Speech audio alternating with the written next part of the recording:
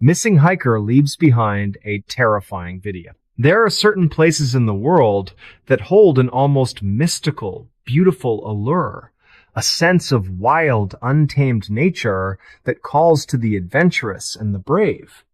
For those who seek solitude and a break from the everyday noise of city life, a trip to one of these remote, quiet corners of the globe can feel like a spiritual experience. But what happens when that silence turns sinister?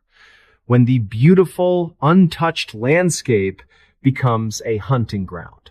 And when the thing you thought was your escape becomes your final destination? This is the story of Alistair Finch. And the last thing he ever recorded, Alistair was a perfectly ordinary bloke from Bristol, with a passion that bordered on obsession for hiking and a growing YouTube channel dedicated to his outdoor adventures. He was no professional survivalist, no daring thrill seeker leaping from cliff tops. He was just a regular guy who found his peace on the trails of Britain. The Brecon Beacons in Wales, with their sweeping vistas and rugged, challenging paths, were his favorite. He'd hiked them dozens of times, knew the winding routes like the back of his hand, or so he thought.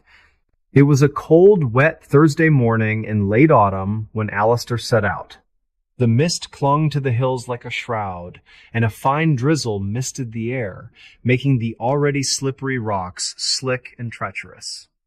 It wasn't a day for a casual stroll, but Alistair was well-equipped and experienced. He had his waterproofs, a rucksack packed with supplies, a fully charged mobile phone with a downloaded map, and, of course, his trusty handheld camera. The camera was his constant companion, his way of sharing the beauty he found with his small but dedicated online community. He started his vlog, as he always did, with a cheerful, slightly out-of-breath introduction. All right, everyone. It's Alistair. Bit of a grim day out here in the Beacons, I won't lie. But you can't beat the atmosphere, can you? Just look at this. Properly moody, just me and the sheep up here. He panned the camera around, showing the misty gray landscape, the heather and gorse a deep, muted purple against the dark rock. He seemed completely at ease, in his element. For the first few hours, the footage was what you'd expect. Alistair clambering over rocks, stopping to admire a small waterfall, talking about the history of the area. He was doing what he loved. But then, the atmosphere of the video began to shift. It was subtle at first. He'd stop talking for a moment, his head tilting slightly as if listening. He'd glance into the distance, his brow furrowed. "Did you hear that?" he'd mutter, his voice barely a whisper. Sounded like a whistle. He's right just a bit strange, is all. No one else around here for miles. He'd shake his head and laugh it off, blaming it on the wind or his own imagination. But the cheerful mood was gone, replaced by a cautious, watchful silence. The camera would remain focused on his face for long moments as he just listened. He came to a spot he didn't recognize. It was an old, dilapidated stone wall, half buried in the earth, leading off the main path, a path he was sure he'd been on before. He pulled out his phone, checking his GPS. "That's odd," he said to the camera. "GPS says, I'm still on the path. But this doesn't look right. Maybe the map needs to resync." He took a deep breath and, with a shrug of his shoulders, decided to follow the faint trail alongside the wall, just to see where it went. And that was when things took a turn for the horrifying. The footage from this point forward was frantic, jumpy, and filled with a growing sense of dread. The camera was shaking, Alistair's breathing ragged and heavy. He was running now, stumbling through the mud and thick undergrowth, no longer even attempting to narrate. The only sound was the thud of his boots and the frantic rustling of his coat. His face, when it came into view, was a mask of sheer terror. His eyes were wide, wild. darting back and forth like he was being hunted.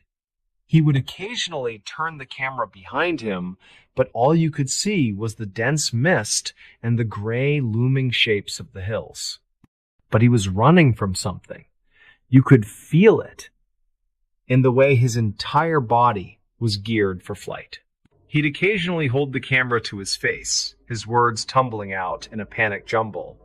"It's been following me for ages. I can't shake it. It's not human." No, not human. It mimics voices. I heard my mom's voice telling me to turn back. Then a baby's cry. Then that laugh. Oh God, that laugh. His voice was choked with sobs, a man at the end of his wits, being pushed beyond the brink of sanity. The horror wasn't in what you could see, but in what you could hear. What he was describing. He wasn't running from a person, he was running from a tormentor that knew how to play on his deepest fears. The footage got worse, much worse. He was out of breath now, his body giving up on him. He collapsed behind a large, moss-covered boulder, the camera pointing straight up into the gray sky. All you could hear was his heavy, shuddering breaths, and then a sound. A horrifying, wet, guttural whisper from just out of frame, just a few feet away. It wasn't a word, more of a wet, ragged sigh. A long, slow intake of breath, as if some great, monstrous thing was right there, just on the other side of that boulder, watching him. Then there was a high-pitched, inhuman shriek that ripped through the quiet of the hills. Alistair let out a single gut-wrenching scream, a scream of pure, unadulterated terror, a sound that would haunt anyone who ever heard it. And the camera tumbled, landing in a patch of thick mud. The last few seconds of footage showing nothing but the murky brown earth. That's where the police found the camera. Almost a week later, half buried in the soil, its lens smeared with mud and rainwater. They searched for months, combed the hills, but they never found Alistair's body. They never found a trace of him. Not a shred of his coat, not a single boot. It was as if he had simply vanished into thin air. The police analyzed the footage over and over again. They ran it through every piece of software they had, looking for any sign, any flicker of movement in the background, anything that could explain what had happened to him, but there was nothing. The video showed Alistair and nothing else. Just him, alone in the wilderness, being chased by something they couldn't see, something that only existed in the audio. They listened to the terrifying whisper, the wet, ragged sigh, but they couldn't identify the source. They couldn't explain the laugh he spoke of, or the mimicry of voices. They could only hear his panicked description. The video was a final, horrifying testament to his final moments, but it provided no answers, only a chilling, profound sense of dread. Alistair Finch's family, his friends, they were left with nothing but that horrifying footage. That final, desperate message from the wild. They were left to wonder, to agonize over what could have possibly been out there in the hills of the Brecon Beacons. Something so terrifying it could make a perfectly ordinary man simply disappear, leaving behind nothing but his fear and the sound of a truly inhuman whisper. An entire family terrorized by unseen stalker. This is a real-life account straight from the vast and sometimes terrifying landscapes of Canada. And it all begins with a perfectly ordinary family living a perfectly ordinary life until they weren't. This was the Miller family. There was Robert, the patriarch, a hardworking man, steady and reliable, a pillar of his small community. His wife Rieska was the warmth and light of their home, always humming a gentle tune as she went about her day. And then their two children, a bright, inquisitive young boy named Thomas, who loved building elaborate Lego castles, and his older sister Chloe, a budding artist, whose room was a colorful explosion of canvases and paint. They were, by all accounts, a perfectly normal, loving family. Happy. Content. But happiness, as we all know, can be a fragile thing. It started subtly, as these things often do. Rieska, one evening, was tidying up the kitchen after dinner. She could have sworn she heard a faint scratching, a soft, rhythmic sound coming from somewhere outside, near the back door. She paused, tilting her head, listening intently. The house was quiet, save for the distant hum of the refrigerator. "Robert!"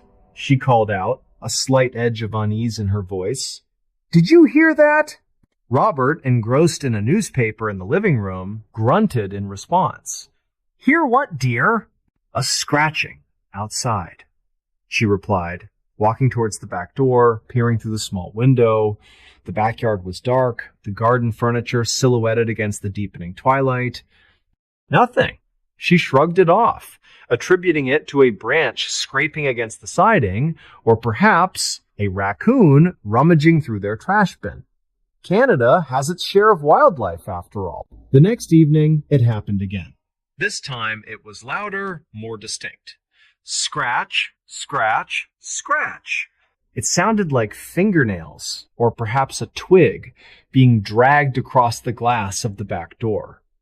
Rieska froze, her heart giving a little lurch. She walked slowly, cautiously towards the door, her hand hovering over the lock. She peered out again, straining her eyes against the darkness. Still nothing. The backyard was empty. An unsettling chill, not from the autumn air, crept up her spine. These small incidents began to accumulate. A window that had been closed, found slightly ajar in the morning. A faint thumping sound coming from the attic late at night when everyone else was asleep. Footprints in the freshly fallen dew on the lawn, leading from the edge of their property right up to their back porch. They weren't animal prints. They were distinctly human. Robert, initially dismissive, began to share Rieska's growing unease. "It's probably just kids playing pranks," he'd say. But even as he spoke the words, they sounded hollow, unconvincing, even to his own ears. He started checking the locks multiple times before bed, securing every window, every entryway. A sense of hyper-awareness began to settle over the house, a subtle, creeping dread that permeated the quiet moments. One particularly unsettling night, Thomas, the young boy, woke up screaming. Rieska and Robert rushed into his room, their hearts pounding. Thomas was sitting bolt upright in bed, tears streaming down his face, pointing a trembling finger at his window. "Mommy, Daddy, there was a face," he sobbed. "A man's face, staring at me." Robert immediately went to the window. Throwing open the curtains, he looked out into the inky blackness. The window was closed, locked. The backyard was silent, empty. There was nothing.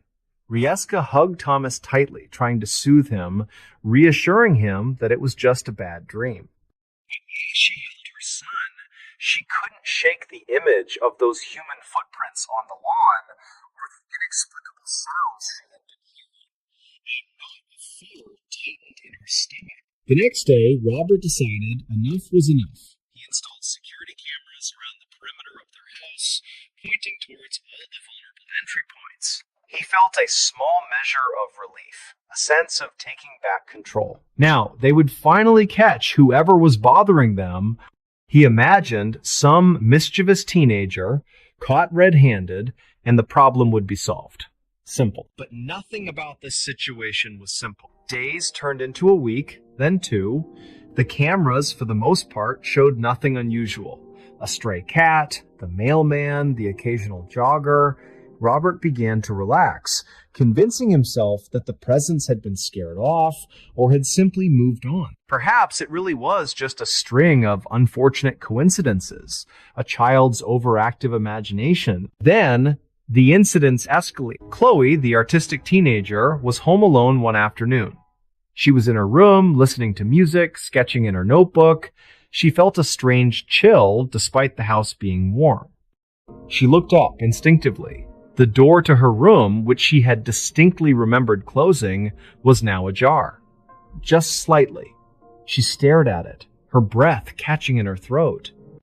She slowly, cautiously got up and pushed the door firmly shut, making sure it clicked into place. A few minutes later, as she looked up from her sketch, it was open again, just a crack. Her heart hammered against her ribs. She wasn't imagining it. She was sure of it. That evening, the family was gathered in the living room watching a movie. Suddenly, the television screen flickered, then went completely blank. A moment of silence hung in the air, then from the kitchen they heard it. The distinct sound of their pantry door slowly creaking open, then shut. Creak! Thud!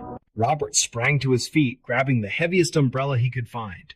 "Stay here," he ordered Rieska, his voice tight with a mixture of fear and determination. He moved cautiously towards the kitchen, his senses on high alert. The kitchen was dark. He flicked on the light. Nothing. The pantry door was closed. He peered inside.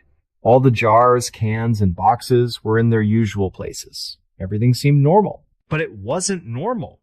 The sheer audacity of it, the feeling of being watched, of having someone or something not only observing them, but actively entering their home, was terrifying. The cameras, for all their supposed protection, offered no answers. Robert would spend hours reviewing the footage, frame by frame. Nothing. No shadows, no figures, no unexplained movements. It was as if this unseen tormentor knew exactly where the blind spots were, or, more horrifyingly, had a way of circumventing the technology entirely. The family started experiencing small, unnerving disturbances that chipped away at their sense of security. Objects would move, a book from the bookshelf would be found on the floor, a remote control placed carefully on the coffee table would mysteriously appear on a kitchen counter. The distinct smell of cigar smoke clinging to the curtains in the living room, despite no one in the family smoking. It was a constant, subtle reminder that they were not alone, that someone was always there. The stress began to take its toll. Rieska became withdrawn, constantly on edge, jumping at every unexpected sound. Robert, usually so calm, was irritable and sleepless, his eyes constantly scanning the shadows outside. Thomas had trouble sleeping alone, often crawling into his parents' bed, trembling. Chloe, once vibrant, now spent most of her time holed up in her room, her artistic spark seemingly dulled by the pervasive fear. The once happy home was now a place of constant anxiety and dread. One frigid winter night, the terror reached its peak. A blizzard had descended upon Vancouver, blanketing everything in thick, heavy snow. The world outside was a silent, white expanse. The power flickered, then went out, plunging the Miller home into darkness. Robert quickly lit candles, their flickering flames casting dancing shadows that seemed to magnify the fear in the room. As they huddled together, seeking comfort in each other's presence, they heard it. A faint, almost imperceptible sound coming from the attic directly above them. Thump, thump, drag. It was slow, deliberate, heavy, and it was moving. Robert grabbed a flashlight, his hand trembling. "Stay here," he whispered to Rieska, his voice barely audible. He climbed the attic stairs, the beam of his flashlight cutting through the oppressive darkness, Every creak of the old wooden steps echoed eerily. He reached the attic door, pushing it open with a hesitant hand. The attic was freezing, the air thick with dust. He swept the flashlight beam across the cobweb-filled space, illuminating old boxes, forgotten furniture, and shadows that seemed to stretch and twist into menacing shapes. And then he saw it. In the very center of the attic, where nothing should have been, was a perfectly formed, pristine pile of snow. It couldn't have come from outside. The attic was sealed, the roof intact.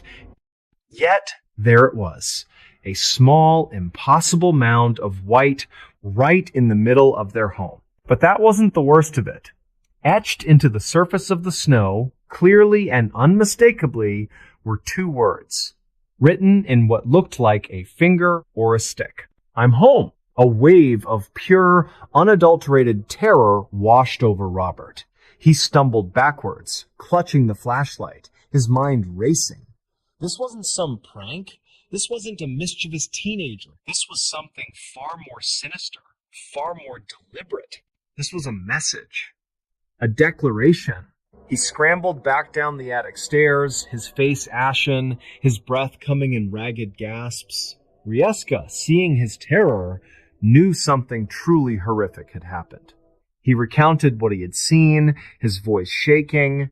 That night, the Miller family made a decision. They packed a few bags, left a note for a trusted neighbor, and drove away from their home, the blizzard swirling around them, obscuring the house from view. They never looked back. They moved to a different province, started a new life, far away from that quiet suburban street in British Columbia. They never discovered who or what had terrorized their family. The police investigations yielded no solid leads. The security cameras remained frustratingly silent. The house eventually sold, but the new owners, unaware of the chilling history, reported no such strange occurrences. But for the Miller family, the memory of those days, the feeling of being constantly watched, of having their home, their sanctuary, violated by an unseen presence, lingered like a persistent shadow. It was a stark reminder that sometimes, even in the safest, most peaceful corners of the world, there are forces at play, dark and mysterious, that defy explanation. Forces that can turn an ordinary family's life into a living nightmare. And so, my friends, the question remains, what was truly terrorizing the Miller family? Was it a person, cunning and unseen? Or was it something else entirely? Something stranger, something darker, something more mysterious. That, as always, I leave for you to decide.